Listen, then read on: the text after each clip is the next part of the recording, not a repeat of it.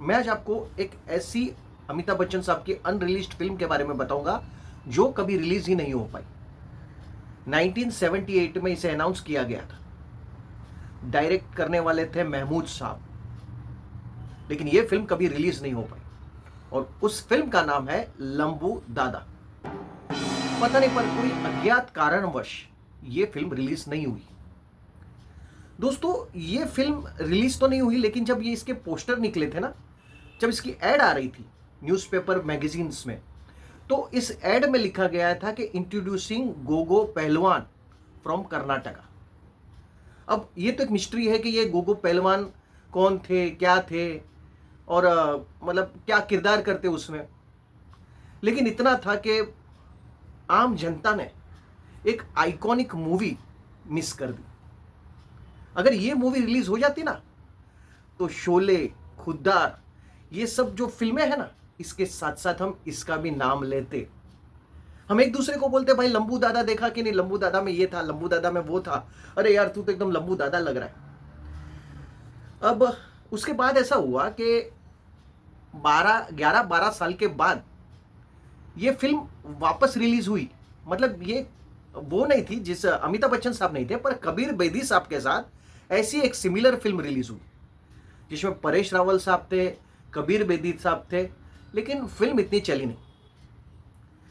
तो हालांकि ये तो कंफर्म था कि ये जो लंबू दादा की जो स्टोरी थी, जो नई फिल्म 1991 में रिलीज हुई थी, और ये जो पुरानी लंबू दादा थी, अमिताभ बच्चन साहब की जो फिल्म थी, उसकी स्टोरी अलग थी।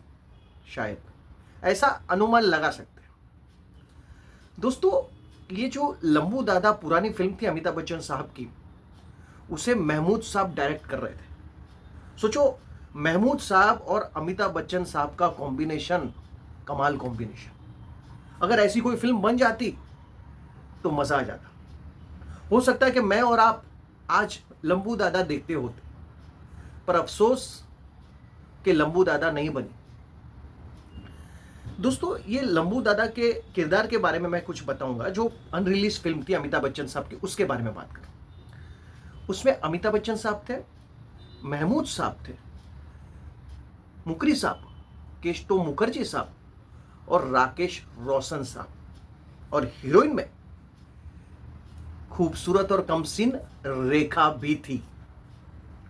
दोस्तों, लंबू दादा का जो पोस्टर था वो ऐसा था, अमिताभ बच्चन साहब एक नाइफ लेके ऐसे खड़े थे, लंबू दादा।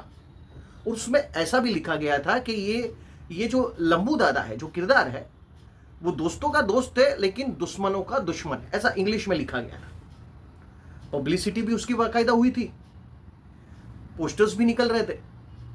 अब 1978 में तो मैं 1 साल का था, तो मैं तो कुछ देख नहीं पाया ये पोस्टर्स वगैरह, पर मैंने इंटरनेट वगैरह से इंफॉर्मेशन इकट्ठा की और आपके सामने प्रस्तुत कर रहा हूं। दोस्तों, कभी कभी ऐसा लगता है कि लंबू दादा अगर थोड़े सीन्स भी उसके शूट हो गए होते, थोड़े सीन्स भी, पता नहीं हुए कि नहीं हुए, और वो अगर यूट्यूब पे आ जाते, तो कम से कम वो देख के ही हम थोड़ा सेटिस्फेक्शन ले लेते कि भाई, अनुमान लगा लेते कि उस फिल्म में, उस फिल्म की स्टोरी क्या होने वाली थी या क्या होती।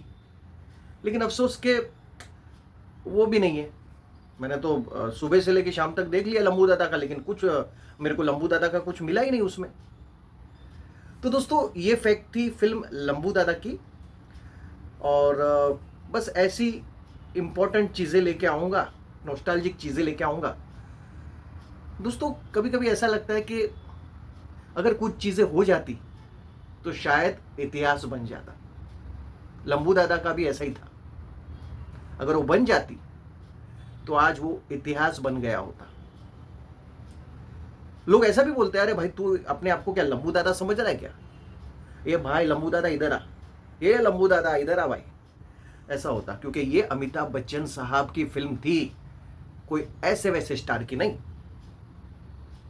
ठीक है दोस्तों, तो मुझे ऐसा लगा कि मैं कुछ बात आपसे शेयर करूं। एक दिल में चुभ रही थी वो बात कि अचानक क्या हुआ कि लंबू दादा बंद हो गई।